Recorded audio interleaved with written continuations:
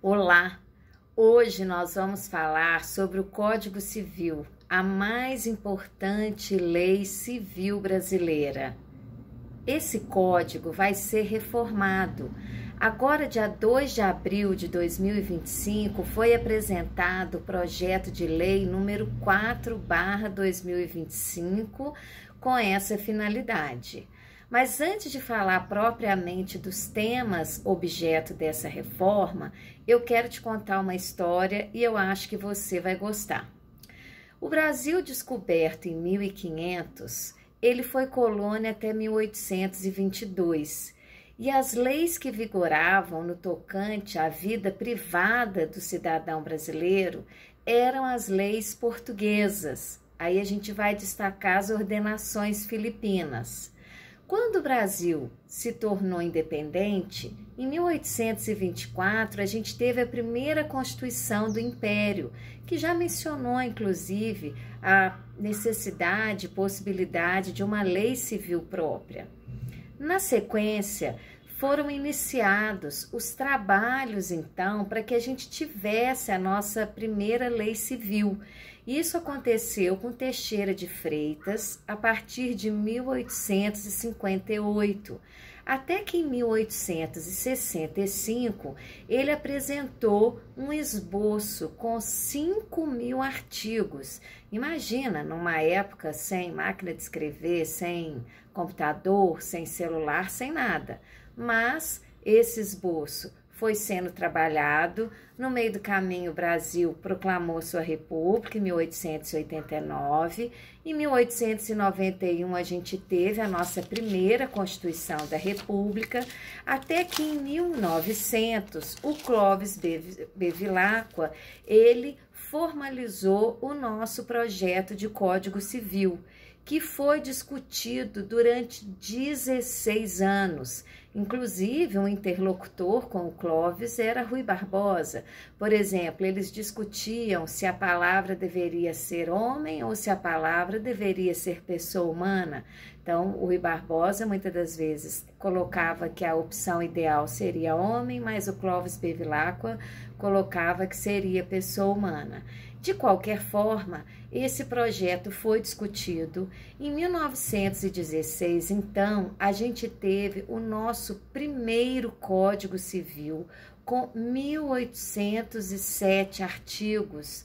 E ele trazia já uma influência francesa, por exemplo, ao tratar da liberdade individual, uma influência alemã ao tratar do direito de propriedade, né? E aí a gente vai destacar aqui, por exemplo, o artigo 379, que falava que os filhos deveriam ficar sobre o pátrio poder, quer dizer, o poder do pai, né? Então, era toda uma legislação que se adequava aos princípios e aos valores da época. O tempo passou, o código foi sendo utilizado, seguido, né? Algumas leis começaram a surgir para legislar algumas questões específicas, né? Estatuto da Mulher Casada, em 1962, a Lei do Divórcio, 77, a Lei dos Registros Públicos, e depois a gente chegou na década de 80, de 90, mas houve já uma necessidade da sociedade também discutir os novos valores que vinham chegando, os princípios que a sociedade queria que fossem regulamentados.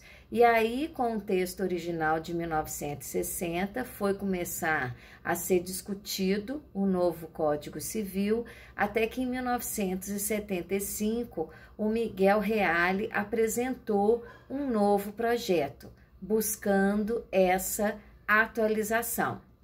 Esse processo demorou anos, porque a gente chegou no nosso atual Código Civil em 2002. Então, ficamos aí de 1975 até 2002 discutindo, debatendo, adequando as novas regras.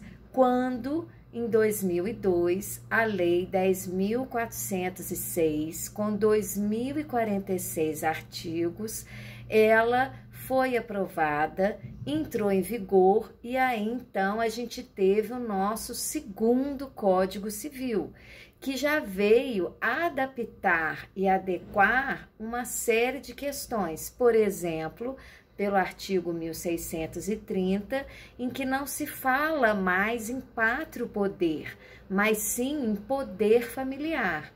Então, os filhos estão sob o poder familiar, ou seja, o poder do pai e da mãe. Agora, estamos em 2025, 23 anos depois, e estamos novamente num movimento de adequação da lei civil brasileira aos valores e princípios da sociedade. A gente sabe que a lei, na maioria das vezes, ela corre atrás do fato social. Então, por isso que ela deve estar sempre sendo discutida, avaliada, atualizada. A gente sabe que o código é uma estrutura grande, uma estrutura uniforme, né? Mas as adequações são sempre necessárias. Então, o que a gente tem pela frente? O que a gente tem agora? A gente tem agora a necessidade de adaptar essa regra civil principal do país ao século XXI, em que a gente tem, por exemplo, um direito digital, ou mais do que um direito digital, a gente tem uma vida digital. Então, por exemplo, a reforma vai tratar de questões, né, um livro Direito Civil Digital, da chamada herança digital.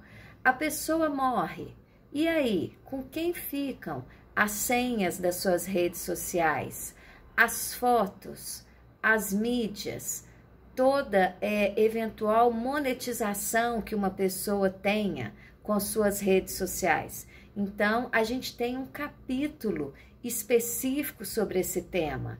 Outra questão colocada vai buscar atualizar termos, por exemplo, lá no direito de família, que só se fala em cônjuge, mas a gente tem a figura do convivente.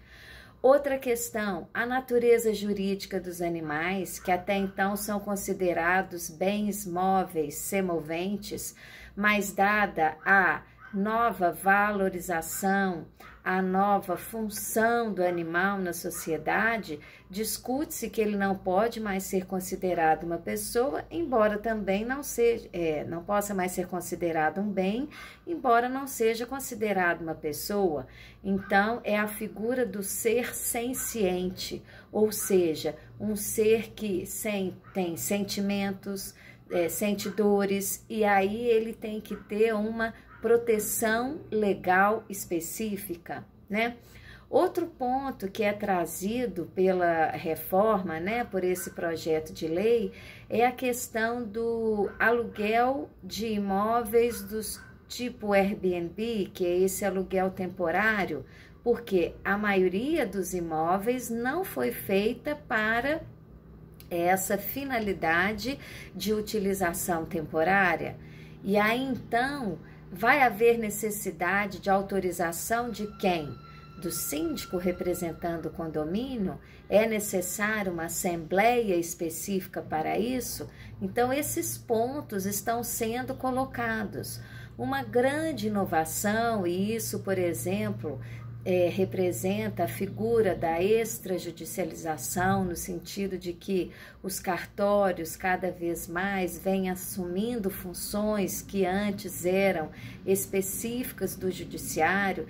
Então, no projeto de reforma, a gente tem a questão do reconhecimento extrajudicial da paternidade, no sentido de que o oficial de registro civil vai notificar aquele pai que não fez o reconhecimento de paternidade para que ele o faça ou para que ele se submeta a um exame de DNA. E caso ele se recuse a esse exame de DNA ou ao reconhecimento da paternidade, vai haver a paternidade presumida, Então, é uma hipótese em que vai haver a inversão do ônus da prova.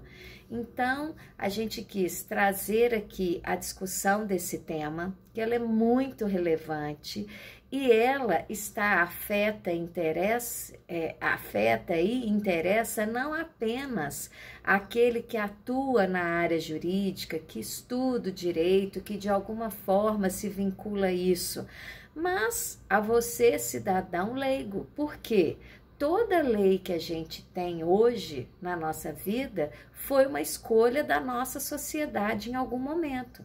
Então, se essa reforma está começando a ser discutida, é importante que todos nós, da área do direito ou não, nos aproximemos dessa discussão, até porque, por meio de nossos canais e de nossos representantes, a gente pode dar a nossa opinião, a gente pode ter uma forma de escolha, a gente pode apresentar uma crítica, uma sugestão ou simplesmente acompanhar como vai ser a nossa vida. Então, registre aí e continue acompanhando os nossos canais para manter-se sempre informado e atualizado. Se você curtiu esse vídeo, aproveite para compartilhar. Até a próxima!